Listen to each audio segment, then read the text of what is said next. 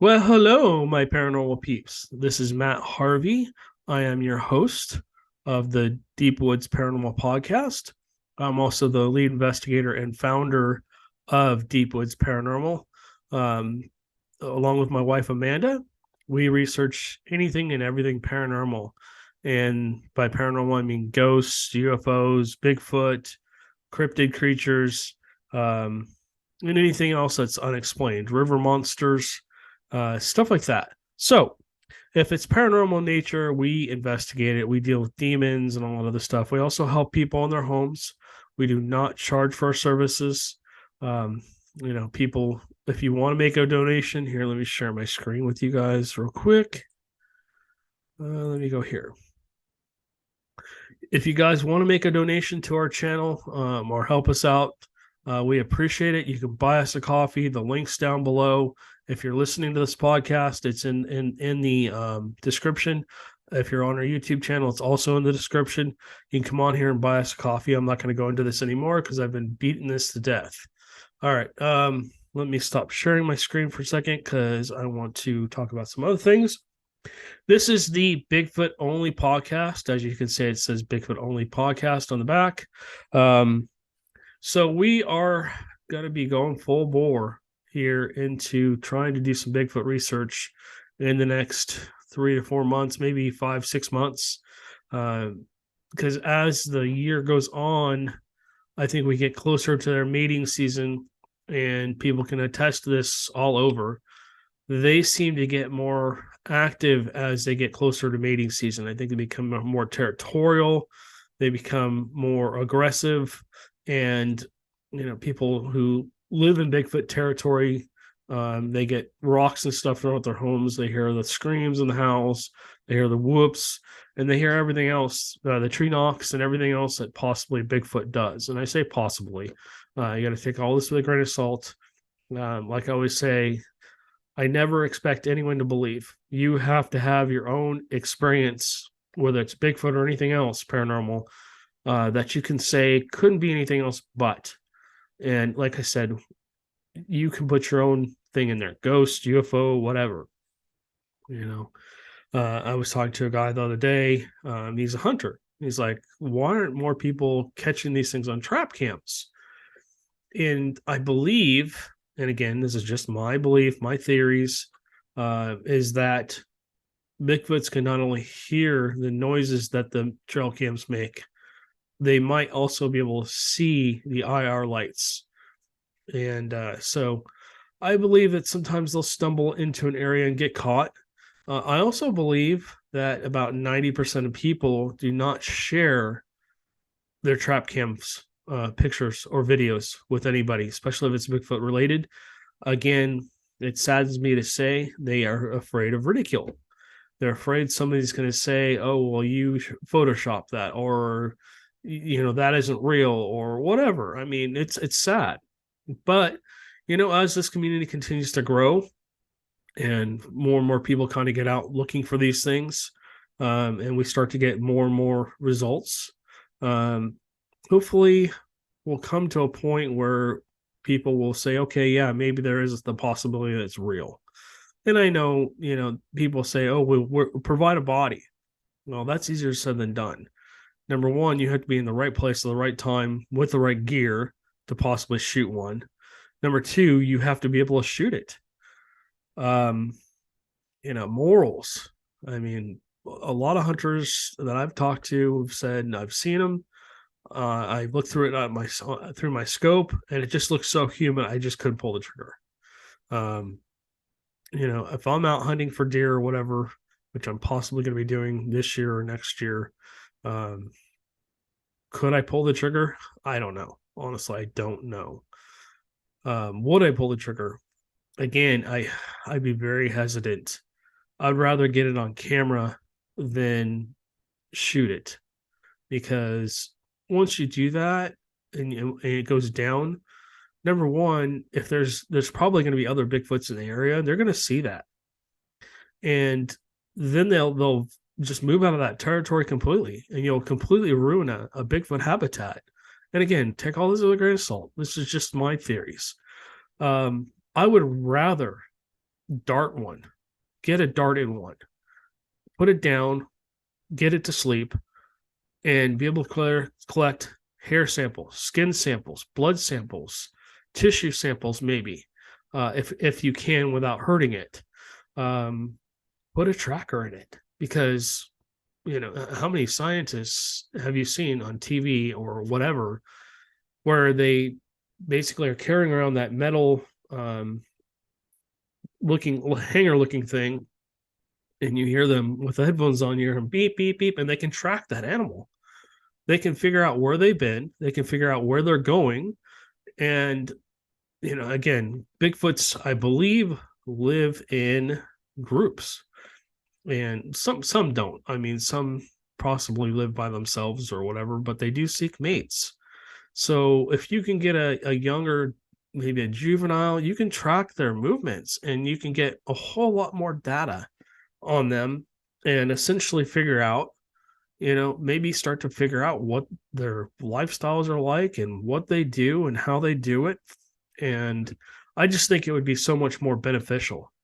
Number two, the problem with shooting one is the GOV.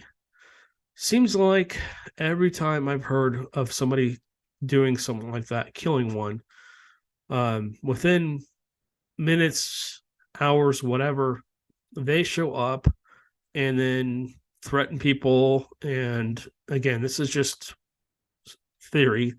It's just from what I've heard people say. You might work for the government and just be rolling your eyes and go, we don't do that. I don't know. I can't say for sure yes or no, but it makes sense. Maybe they're also studying Bigfoots. Look, all the UFO crap coming out. Oh, UFOs aren't real. Now they're showing, releasing all this evidence of things that they can't explain and stuff that stumps them. So who's to say that Bigfoot isn't real? Who's to say the GOV is not tracking them and keeping an eye on them, and maybe even studying them, or maybe even capturing them and taking them and doing their own studies on them. So anyways, gone down that rabbit hole far enough. Okay, so this is the 2022 Bigfoot review video. This is part two. Part one, if you want to listen to that, I was talking about ghost hunting, and I talked a little bit about UFOs and a couple of things that I had. But last year we went to a lot of cool places. Let me kind of backtrack here. This year, like I said, we plan on spending 6 months, the first 6 months of the year, trying to get after these things. We're going to be doing events, of course. I'm working on setting up locations where I could take people out into the field and let them do their own Bigfoot research with me, or try and come out and experience something. But I have to work on those locations, making sure if I need a permit, I got to get permits for that. The camping situation, because we're probably going to spend a weekend out in the woods, and other things. So there's a lot of stuff that goes into that. And Amanda and I've kind of been talking about that. How much is it going to cost? What do I need to ask everybody to contribute to basically do this? We don't want to make a lot of money off this, but we want to make sure we're covering our expenses and making sure that we're putting that back into the business so we can continue to buy new gear and upgrade our gear and stuff like that. Speaking of new gear, so I talked about this little drone the other day. Of course, you can't see it. Oh, why does that do that? Okay, there it is. All right.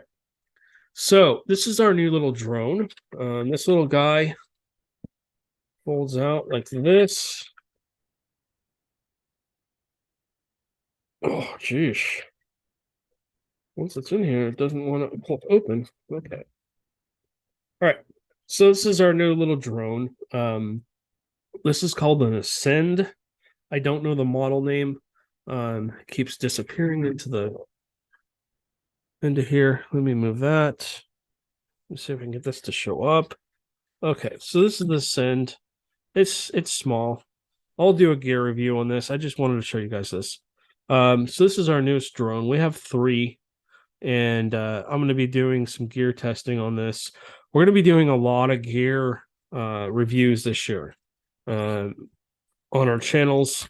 If you don't know, we also have the survival channel where I basically go over tips and tricks of survival. I talk about different survival scenarios, um, and emergency situations, pretty much, and stuff like that. So that'll be coming out later this year. That podcast, if you listen to that podcast as well, was kind of put on hold because I was drawing some attention I didn't really want to draw. And yeah, now that the Deepwood Survival Facebook page is just blowing up. We're getting more and more friend requests. We're going to have to do a lot of work into that too.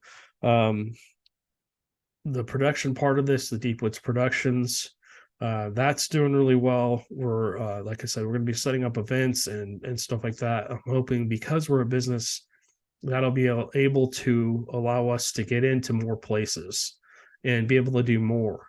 We have to get business insurance and all the fun stuff that go with that. But all right, you aren't here to listen to me jaw about all that. This is just future plans. So we're looking at maybe doing 2 or 3 events where we, like I said, we invite people to go out and camp, and we'll basically be maybe either renting a campground or renting a couple spaces for people to stay, and then going out into different places during the day and night and trying to communicate with whatever, not communicate, listen for Bigfoot type things. Maybe going exploring during the day, looking for footprints, hair samples, stuff like that, going into places where we've had Bigfoot encounters before. I would really like to get Joe on board. I haven't even discussed this with him. Joe, if you're listening, I'll probably be contacting you in the next couple of weeks. And so what I'm hoping to do is get out to his property. If you don't know about Joe's, go watch Joe's Camp on our YouTube channel.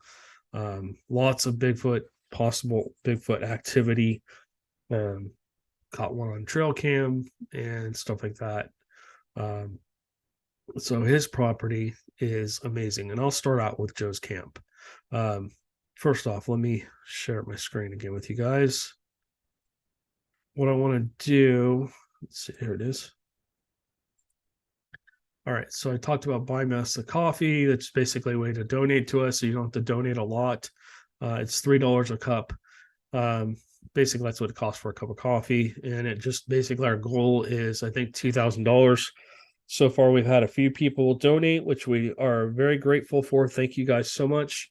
We're going to be basically using this to buy new upgraded gear for our Bigfoot research and other paranormal research. Okay, so this is our website. If you want to come on here, everything's here.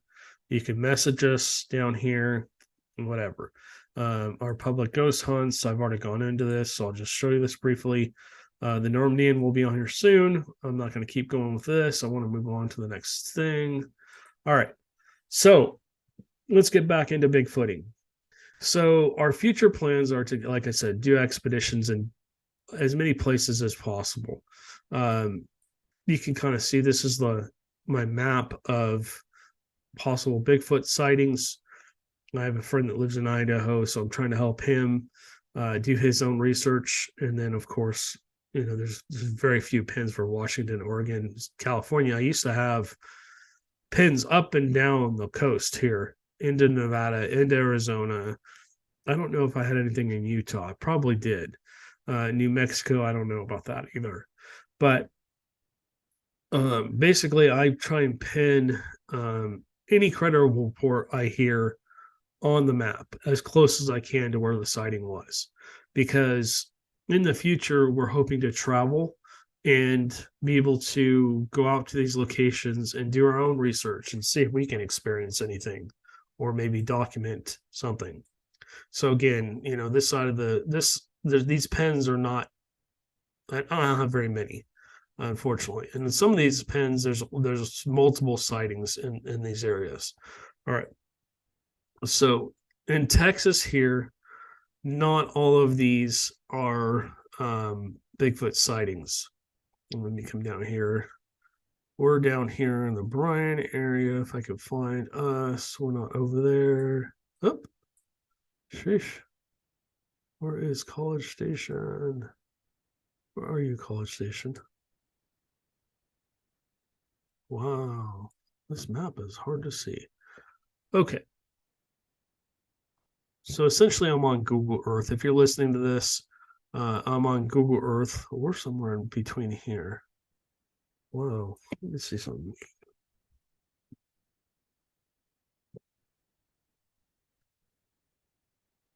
What? That's not Bryan, Texas. Let me see something here. Where did it take me? Okay, I see where we are. Okay, now I found us. All right, so we're here in the Bryan College Station area. We live really close to downtown Bryan. If you're listening locally, we are going to be trying to get in to do some First Friday events where we set up a table and booth, and we basically allow have you guys come by and meet us, and we'll do a meet and greet with you. And we always love to meet our fans. So that will be coming in the future. Okay, so let's get back into this. All right. So you can kind of see this whole side of Texas, basically, and into Louisiana, have a lot of reports.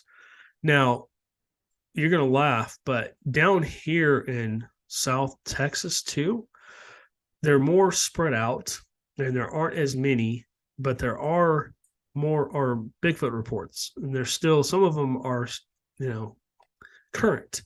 People are having experiences. I have a friend that lives down towards Corpus Christi, and now I can't say it was a Bigfoot encounter, but he had some strange things happen while he was out hunting. He saw some strange things. He's a police officer. He's as legit as you get. If I had to hit anybody, any kind of witness, I would take a police officer's statement very seriously. Let's just put it that way. I take everybody's stuff very seriously, but I mean, especially them. I mean, they're very credible. They're not going to sit there and hopefully not make up a bunch of stuff because they don't want to lose credibility. Anyways, so you can kind of see all of Texas has sporadic Bigfoot reports. What I found recently is that San Antonio has pockets of Bigfoot sightings too, which is interesting. I would like to take some time and cruise down to San Antonio, not only because I have a new friend down there and I'd like to hang out with him and have him show me, but there's, like you can see, this cluster.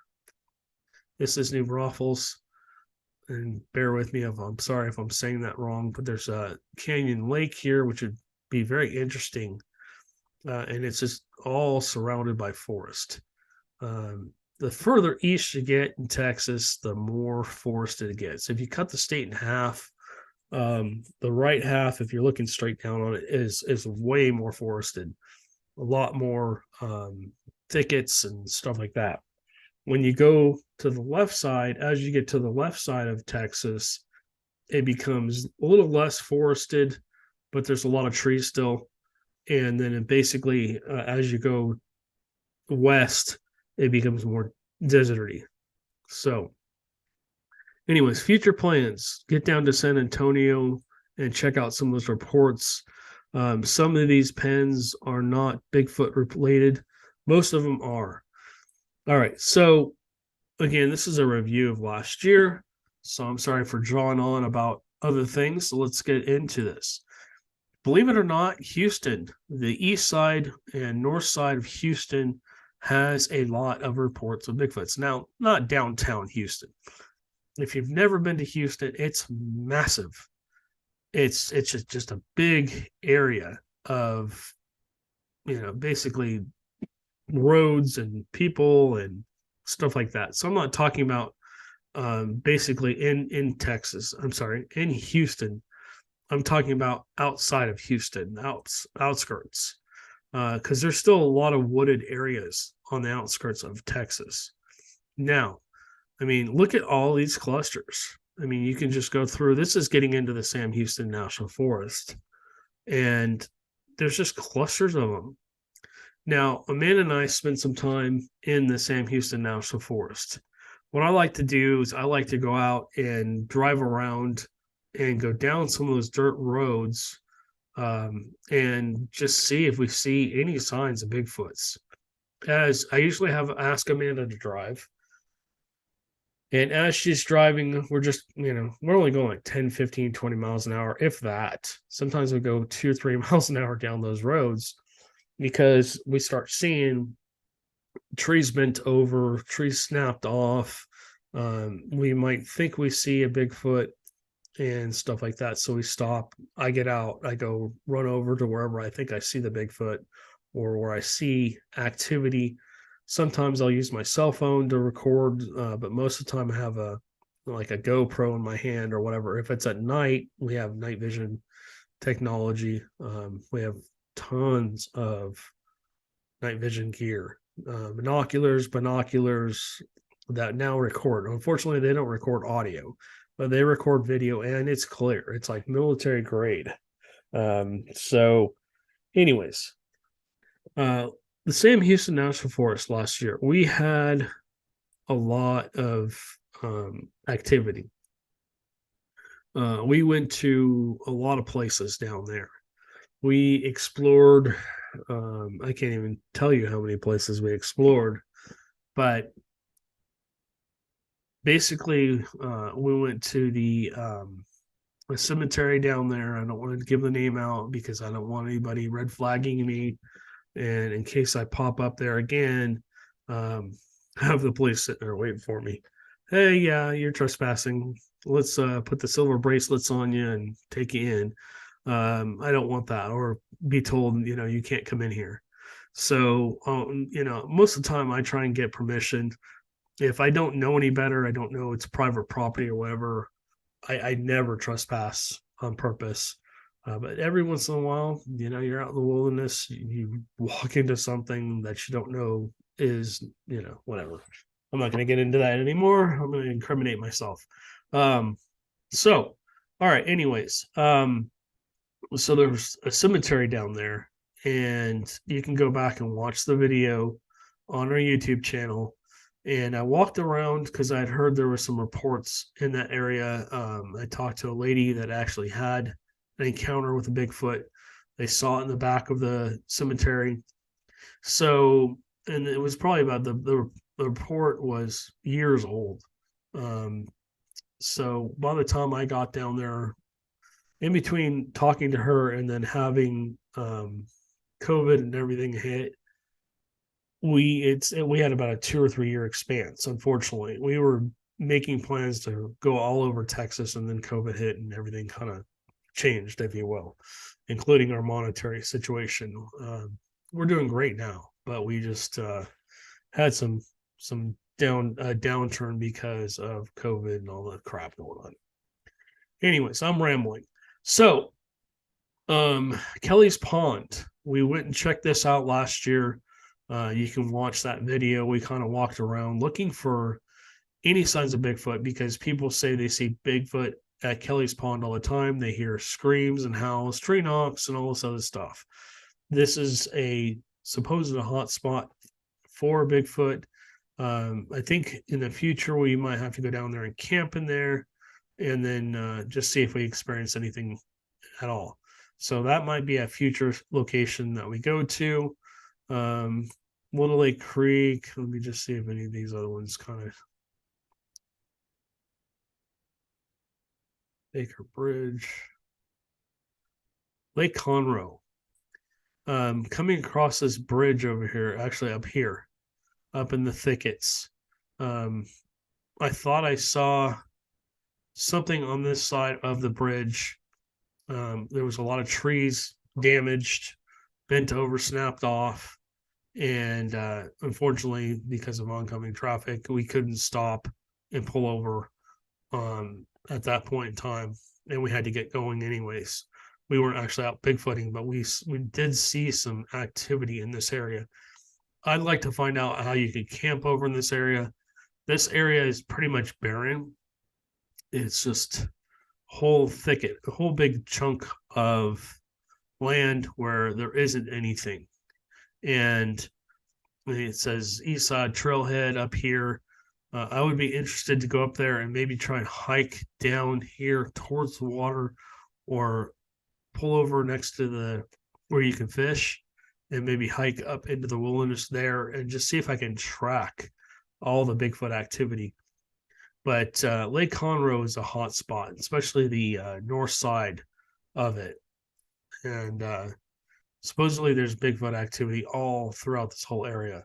Um, like I said, Amanda and I drove through big chunks of it. We haven't explored the whole thing, but we definitely, spent a lot of time in the Sam Houston National Forest. We really enjoyed it, and we had, God, that one time where we pulled off on that logging road, we had no clue where we were, and we're like, "Oh crap, I think we're a little bit lost." And both of us looked at our cell phones. Okay, no cell phone service, and you can watch this on the video. I think I put it in the video, but I looked over and there was an old hiking trail that had been overgrown. But as I kind of walked up to it, up the side of the hill there, and looked down there, there was tree bends everywhere, like trees being bent over both ways. So it wasn't probably the wind that did it, because these were small trees. They were 4, 5, 6 feet tall, pine trees mainly, that were just completely bent over. So yeah, this is an area where we spent a lot of time. I had a lot of good times here. We've tried to document everything we do, and so basically you can go through here and watch all of our videos from the Sam Houston National Forest from last year. I think we had 3 or 4. And then so the Sam Houston National Forest, there's 2 big chunks. Now I also met with David, and if you remember the hair samples, I still have to do a video on the hair samples. Inside of here, I don't want to put my hand in here. There is there's a big cluster of hairs mixed with branches and stuff like that. We found this, David and I found this, it had to be 12 feet up in the air. So I don't know. Again, you have to take all this with a grain of salt. I don't know if a Bigfoot maybe walked under there and got some hair caught, maybe some head hair caught, or maybe it reached up to grab something, got some arm hair caught up there. I don't know. And I can't even say it's Bigfoot related. What I'm going to do is I have those little test tubes. I'm going to be putting those samples, as many of those little samples in there as I can. I'm going to be having to be like surgical. I'm going to have to very careful. I have to mask up. And then basically glove up and essentially very carefully try and pull with a pair of tweezers, pull the hairs out of the mat that it's in, the other stuff, and try and very carefully put it inside those tubes. I might have to have Amanda's help with that. And then what I want to do is I want to send it out to maybe different labs to see if they can test them and see if they come back unidentified, or maybe they come back something else. Maybe, some hair, an animal just walked by, maybe a horse or something like that, whipped its tail, and then basically some hair came off and flew up into the tree. I don't know. Again, we try and take as realistic of an approach as we can. I can't say it enough. You have to have your own encounter where you can say it could be anything else but. I've had about 40 or 50 of those. So, I've looked for other explanations, and I can't find any at this point. Now, some of the stuff like the screams and stuff like that, the howls that we've heard, friends of ours have, they're hunters or that live out in the wilderness, have told us, oh, it's this. Oh, it's that. That bird that followed us from point A to point B to point C, that essentially we found out that that's just a bird. I thought it was, the way it was being mimicked, I thought that basically it was just something else, basically mimicking a bird. But it was just strange how it followed us. And that type of bird actually follows people for some reason, especially at night. All right, so let's keep going here. So this is a Big Thicket National Preserve. I think I think I came over here and did some research.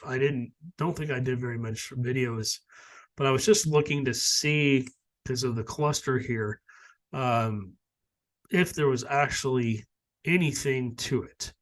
I wanted to make sure that this area, it's off the Kirby National Trail. People have had encounters over in the Big Thicket National Preserve. I wanted to make sure that things were real, and we had some experiences. So, anyways, that's another place that we went and spent some time. Let's see, the Davy Crockett National Forest. We don't have any videos for here. Amanda and I basically, like I said, what we do is we go into these locations. We might go to a campground or whatever, maybe talk to people and see what they've experienced, and then basically try and go out to where they had their experience and see if we can experience anything. We can document anything. But essentially, the Davy Crockett National Forest, we haven't spent a lot of time in. We've come by here when we go to Joe's out in East Texas, but we haven't spent a lot of time here yet. That's another location I'd like to go to, is the Davy Crockett National Forest, just because I think that it would be good. If you're watching this, I'm sorry if I'm driving you nuts. The Sabine National Forest. We've spent a lot of time over here. This is where Joe's camp is. He lives in the middle of the Sabine National Forest. And he has, if you haven't heard me talk about Joe's camp before, you're new to this. Again, welcome and thank you so much for listening to us. So the Sabine National Forest is just thick with different Bigfoot reports. We met David, another David, over here, and he lives across the road from the basically from the forest, and he took us out to different parts of the forest as well. And we were driving along, and he was explaining where he's had his sightings, like full on sightings.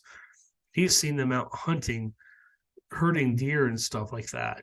He's also had an encounter where he has seen like the dominant male, and he said they're big. People say Bigfoot only get up to 8 to 10 feet. No, they get a lot bigger than that, double that. I would say 16 to 20 feet, some of them. And I don't think all of them do. I think there's a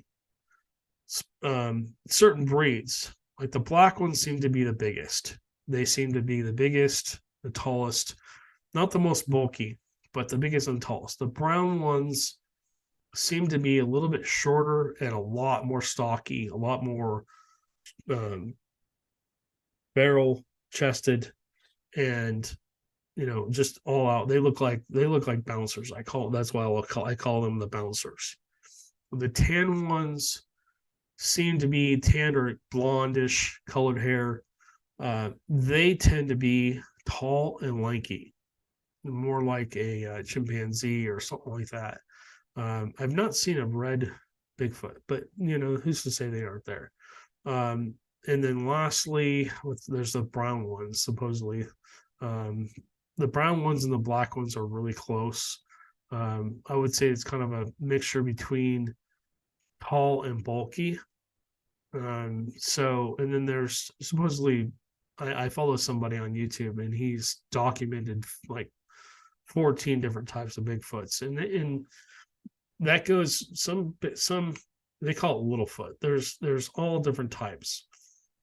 If you think about them more as a community, like if you look through the US, we're like a mixing pot of every culture out there. And I'm not going to get into that.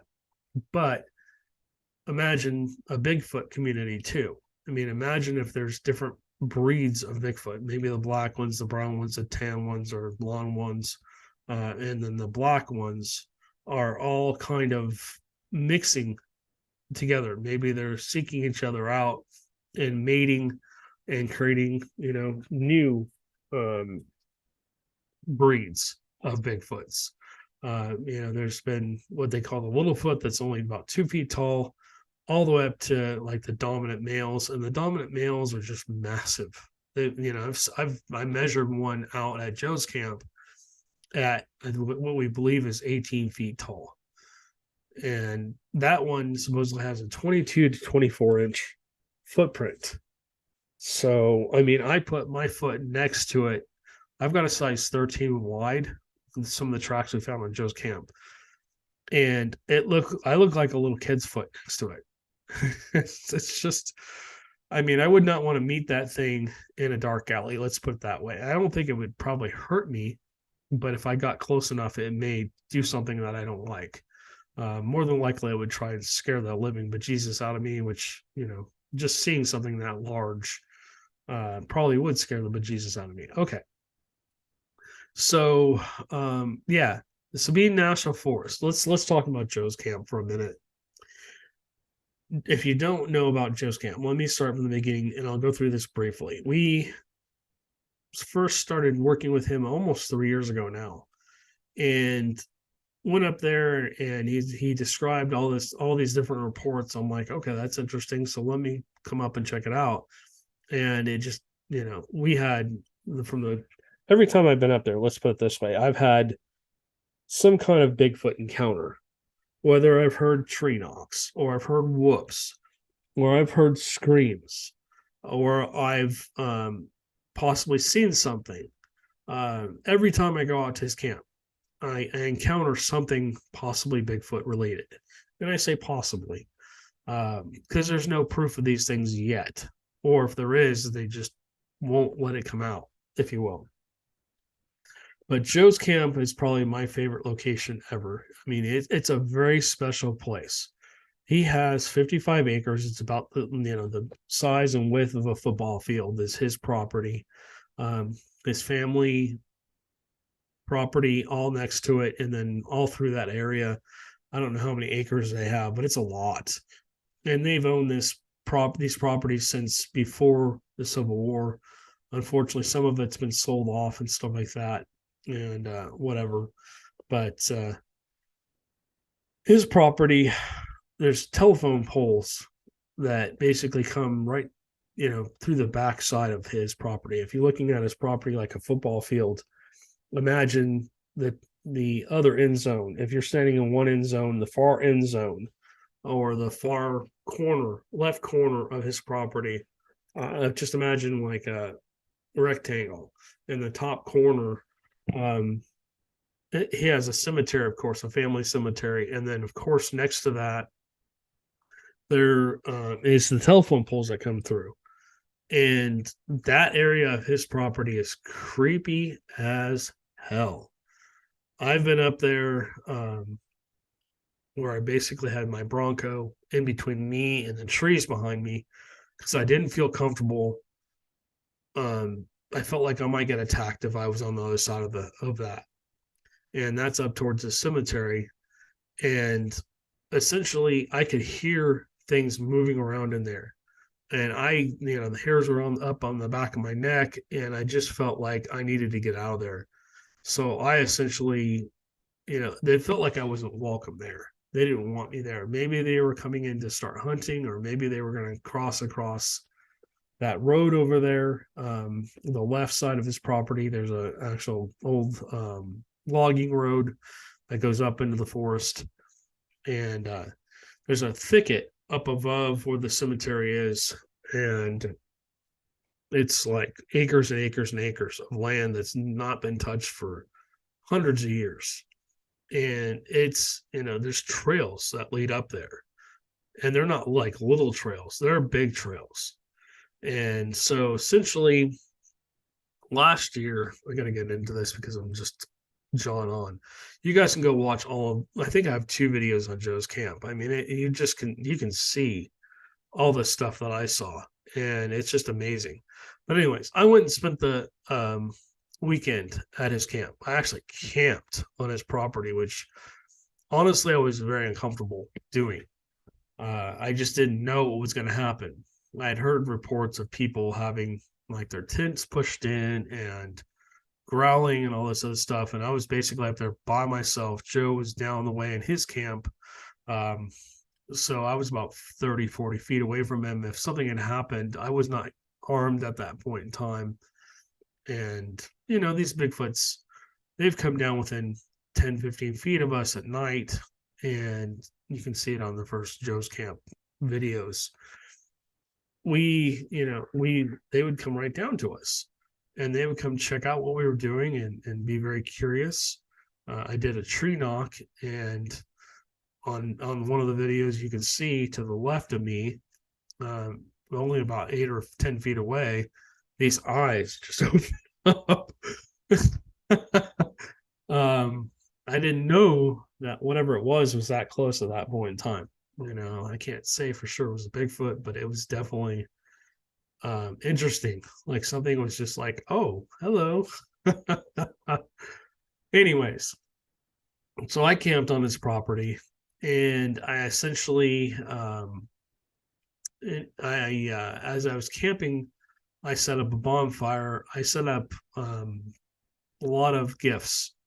I put out corn for the deer, of course, but supposedly Bigfoots will come in and eat the kernels as well.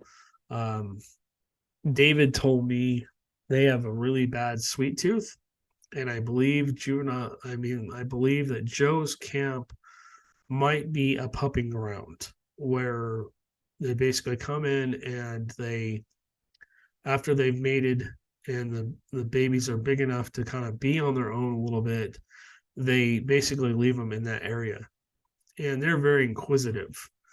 I had a daytime sighting after I set up my tent. I kind of went up looking for prints and hairs and whatever else, hair samples. And he has 3 freshwater creeks on his property where the water comes up, springs that come up out of the ground, and that water is crystal clear. Now, I would not recommend maybe drinking it directly, but you could if you had to. I mean, it's just crystal clear. It comes up filtered through the ground and stuff like that. His land, it's very sandy. It's sandy, and because of all the trees, there's just it feels like you're walking on a sponge when you're up there in some places. Just because all the foliage and everything, the tree branches and the tree leaves and stuff like that fall on the ground, and over the years it just basically compacts, and it basically creates its own fertilizer for itself, just decomposing stuff.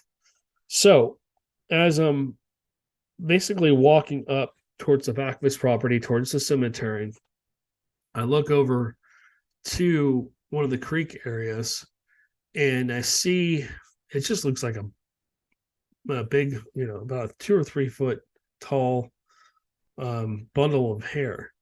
Couldn't make out, I guess you can make out short legs, couldn't make out the arms, but it just looked like a big furry thing just squat down. And I was like, damn, I was video recording it. I was recording it at the time. I don't know if I got it on video or not, but it was interesting. It just kind of crouched down and looked like a bush. And as I spent the night, we of course went and investigated with his friend David, and then we came back and went to bed. Well, that night it was cold. It was supposed to be in the 40s, but it dropped down into the teens, I think, during the night sometime. It was severely cold. I went up to go use Joe's restrooms, and as I kind of sat up, I hear ooh ooh ooh. I can't even make the noise. It was just a really off. It wasn't an owl sound. It was just a really like a panicky sound.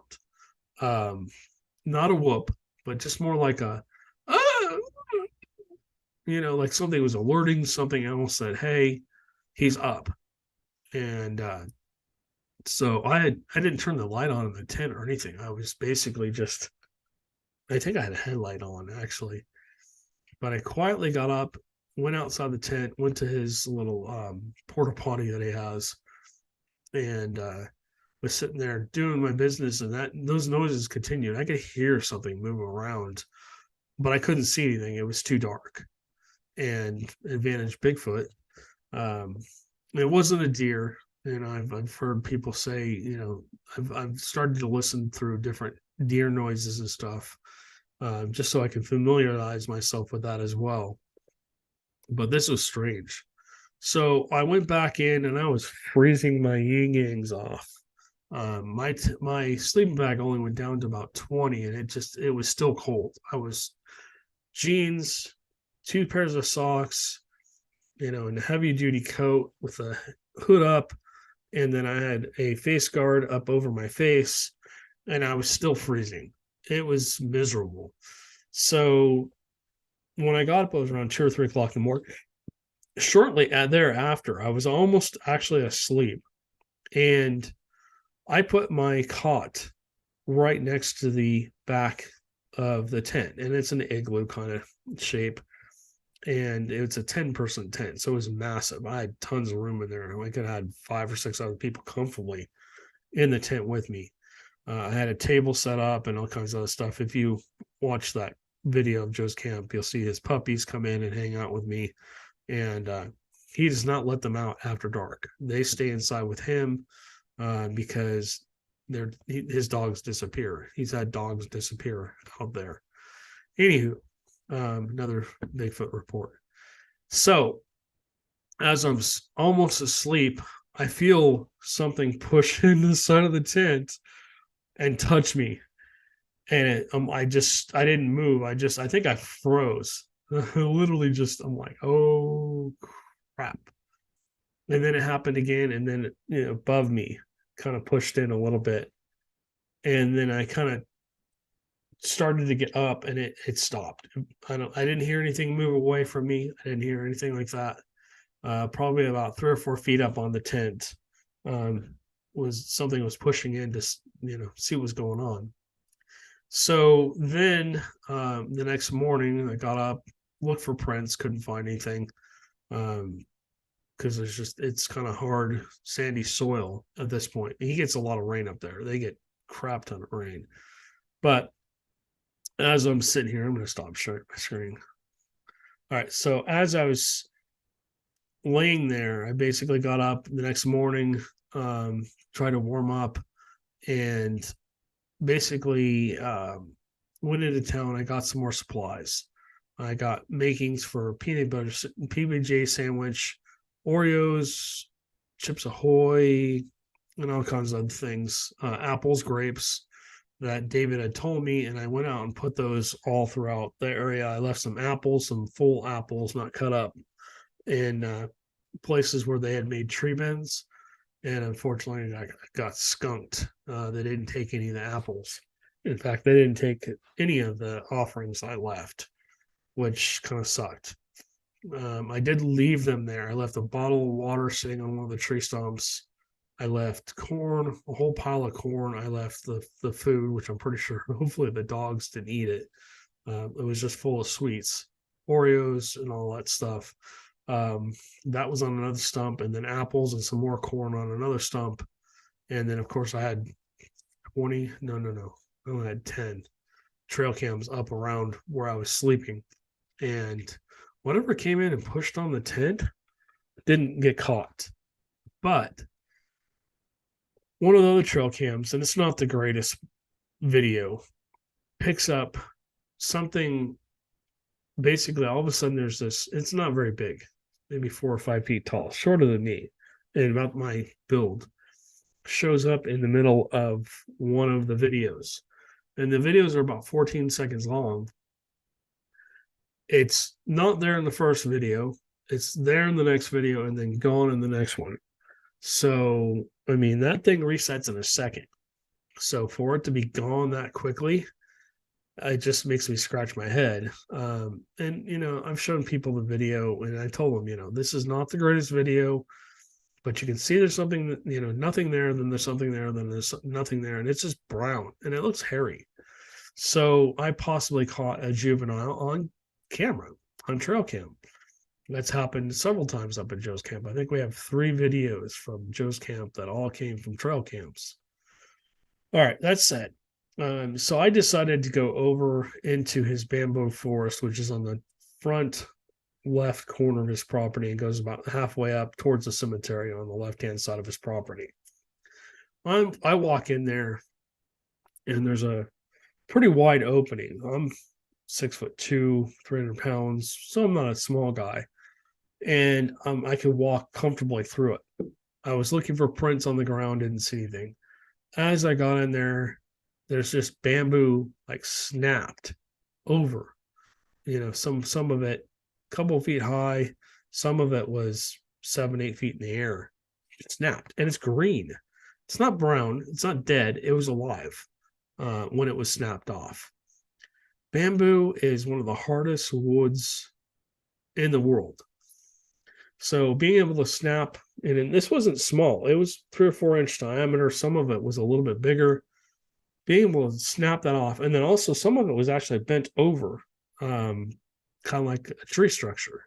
And there was tree structures too. There was trees basically leaned up, pieces of bamboo leaned up against other pieces of bamboo, making like a teepee like form in there. And this is only in the first 10 feet. It was like I walked into an area, and it was like a wide open area, and there's bamboo in between, but most of it was had been cleared. And so as I'm standing there, I'm kind of looking around. All of a sudden, I hear a tree knock, and I don't know where it came from. It was close. It was within about 10 feet of me, and it wasn't super loud, but it was loud. It got my attention. And I'm like, oh, you can watch the video of it. I think it got caught on video. So as I'm walking further up and through his bamboo tree grove and getting back into the regular forest, I'm noticing that every path, and there's a lot of game paths up through there. Every path there is, and there must have been 5 or 6 or 7 or 8 of them, is blocked with some kind of obstacle. One had a tree down. Other one had some kind of bamboo like pulled through. Another one had a vine like woven through another uh, piece of brush. And then it was just like everything was blocked. It was either you had to duck to go under it, or you had to step over it, or you couldn't go through it all. And it was just interesting that they do that. They block off paths where they don't want you to go, but yet they can probably go through there real easy. So, and there's just paths that lead back up again to the top of the cemetery, which then goes through where if you go to the left on the edge of his property, it goes across into where and this is the very top of his property, top left corner. If you're looking at it straight on, and that's where the cemetery is. And then where the cemetery is, there's a line of trees, and then basically there's the telephone pole area. Now that telephone pole area, which is weird, has not been cleared. That stuff's taller than me. I'm 6'2", but yet there's a path through to the other forested area where, again, nobody's been up there for almost 200 years. And Joe says everybody's afraid to go up into there. They're afraid of what's up there. So one of these days, anyways, so I'm still working on getting permission from his family to be able to go up into that area because they own it. They own that area. There's a couple downed old. There's an old farmhouse up there. There's actually still the remnants of a farm. And then as you keep going, there's another house that's basically dilapidated and falling. It's just caved in. It's completely fallen apart. I don't know if Bigfoots would go in there and hang out or not. It's shelter, but who knows? But anyways, yeah, I'd like to go up into that area. Joe has told me about other things that he's seen in that area, alien type creatures, and he's shown me videos of things that just has me scratching my head. I can't explain it. So, anyways, I wanted to wrap up that with Joe's camp. I think I think his location is probably my favorite, just because you go up there and you don't have to go anywhere. You're already on Bigfoot territory. I mean, you have a 50-50 chance of possibly experiencing something Bigfoot related. And then a whole area. I mean, the year before that, in 2021, we found those 24-inch footprints that led, one after another with about an 8 or 10-foot gape. And it led up to a structure. And then we found the catfish head that was probably, at least 7 or 8 inches wide. with the teeth marks into the side of the skull, which was crazy. And then another structure about 30 feet away downhill. And then we found clams that had been basically ripped open and the meat eaten out of the inside. So, future plans trying to get back up to Joe's camp again and go explore his area. I want to focus in on certain areas. He's doing a lot of research for us. And so maybe we'll do an expedition to Joe's camp if he'll let us, or somewhere around his area. Maybe there's a campsite we can go rent and have you guys come out with us, and maybe we experience something Bigfoot related. Hopefully, maybe we won't. We'll see. But that's future plans. Also, I'm trying to put together an ultralight backpacking kit. So I'm going to be reviewing several products, probably both on the survival channel and on here, because my plan is to take a weekend and just explore certain areas, put my backpack on, and then just hike into different areas. That'll be coming probably in the next 3 or 4 months when it's warm enough to actually camp overnight. Because sometimes, I mean, especially over by Joe's, the temperatures just fall into the teens and 20s, and it's not fun. Even if you have a heavy duty, with the lightweight stuff, the ultralight backpacking, the whole theory or the whole idea is to pack your kit with what you need, but keep it as light as possible, between 10 and 30 pounds, I think. I mean, 30 is on the top end of that. But I've seen a lot of guys that have kits that only weigh 13 pounds, 14 pounds. And that's what I'm trying to put together, is a kit that I can go basically from point A, go check this area out, maybe spend the night there, and then continue to walk through and see if I can experience anything. And as I do, I'm going to GPS it for future, investigations.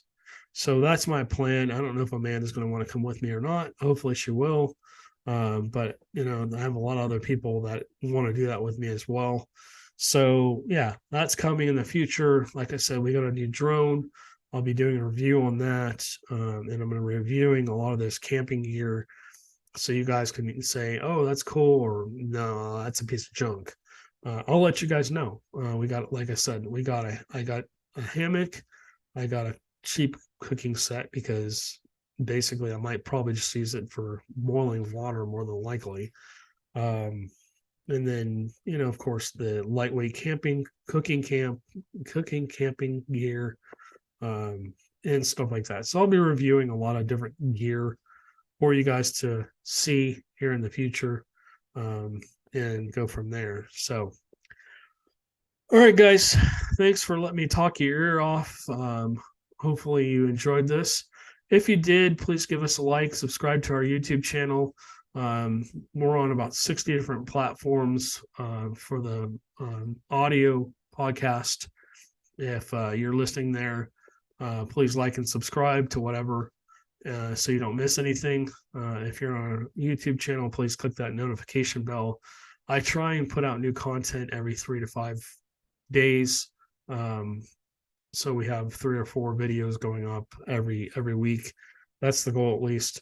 I apologize for the lack of podcasts. I'm just now starting to get over the stupid flu. Well, I'm basically better now. I mean, I've been getting over it for the last month. It's just kicked my, backside, if you will, and it just won't let go. So, anyways, that was my 2022 in review. I know I talked about a few places, but we really focused on the Sam Houston National Forest, Joe's Camp, and a few other places. Just to throw this in, we went to what is it called? Bastrop. Bastrop was another location where I was experiencing possible juvenile Bigfoots. You can watch those videos on our YouTube channel. At one point, I did see, I think I saw one on every time I went down there. And they're, like I said, they're possibly juveniles, or they're just a smaller version of Bigfoot. They're like my height and build, 6 to 7 feet tall, maybe 200 to 300 pounds. They're tall and skinny. And so, yeah, I mean, lots of videos on that. We found prints down there, possibly saw one up in a tree. So who knows? Bastrop needs more research. I think I need to find more reports in and around there. People say, well, why would they be in the middle of in a little tiny forest in the middle of a city? Well, maybe they got stranded there. Who knows? But they have the Colorado River there, and then the other side of where we go explore, it's basically open. It's just forest. There's not much on the other side, not much human inhabitants. So, again, that really needs more exploration, more research, and maybe trying to find more information.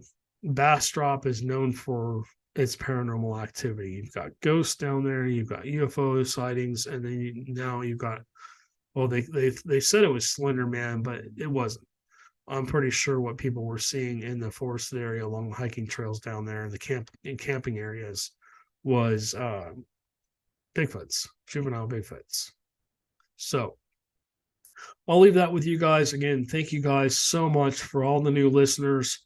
2023 is going to be an awesome year. Man and I are going to be doing so many different things. And I don't know if everybody knows this, but we've set up Deep Woods Productions so that we can use that to further our research, hopefully get into new places, hopefully be able to do different things. But we're also going to be doing a lot of other videos that are not paranormal, lifestyle, and other things we're going to be doing over on the Deep Woods Productions page. If you want to go over there, we're going to try and be creating our own shows. We might be doing some travel vlogs. We might be doing some, like I said, we'll be doing lifestyle videos. We're going to be doing all kinds of different things. We might be doing animal videos, following us on our rescue of different animals and stuff like that. So that's what we're going to be doing. We got a lot of different content that we're going to be putting out, not just paranormal, but this channel's focus always, of course, will be paranormal. And like I said, we have the survival channel, or whatever you want to call it, over, basically we'll all be on there. We're going to be doing shows. I'm going to be basically going out into different locations, probably while I'm doing Bigfoot research, and I'll be shooting some survival situations as well and putting it on there. How to light a fire with a ferro rod, or I might even get the old stick rubbing a try and seeing if I can get fire that way, and then probably reviewing different parts of gear, more in definition than I am on this, or not definition, more in detail, excuse me. All right, guys. So again, thank you guys for watching and listening. We really appreciate your support. If you'd like to buy us a coffee, the link's down below, both on our YouTube channel and also on our podcasts.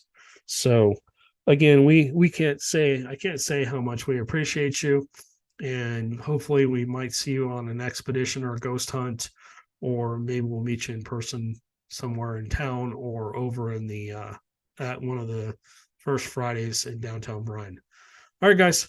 Thank you guys again. We appreciate you, and you have a great 2023.